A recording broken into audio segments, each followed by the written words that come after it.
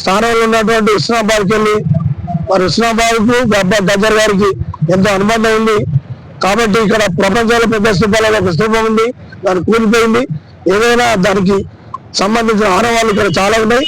బండి సంజయ్ గారు కేంద్ర సహాయ మంత్రి గద్దరన్నను విమర్శిస్తూ ఆయనను బాగా చెప్తే మీరు ఇంజనీర్ పద్మభూషణ్ ఆయన ఎంతోమంది చంపడానికి కారణమైంది, ఆయన చంపిండు.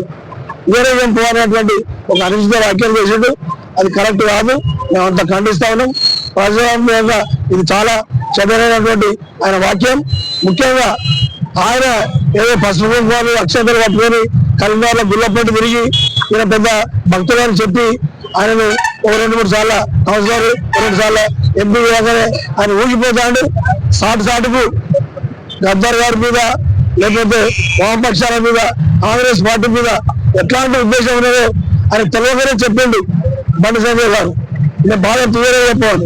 ఆయన లేకపోతే ఆయన ఇంటి సంస్థనా? గద్దర్ గారు జీవితకాలం 50 సంవత్సరాలు ఆయన గొంతు కానీ, ఆయన తల కానీ, ఆయన మెదడు కానీ, ఆయన మేధస్సు కానీ, ఆయన ఆట కానీ, ఆయన పాట కానీ, ఆయన రచనలు కానీ ఈ దేశంలో ఈ రాష్ట్రంలో సామాన్య ప్రజల కోసం, వాళ్ళ జీవనం కోసం, వాళ్ళ బతుకు కోసం మాట్లాడిండు, ఆడిండు. ఆయన కాలు గోటికి బండి సంజయ్ గారు కేంద్ర ప్రభుత్వం కాదు, మోడీ కూడా కాలు గోటికి కూడా సరిపోయింది అని సందర్భం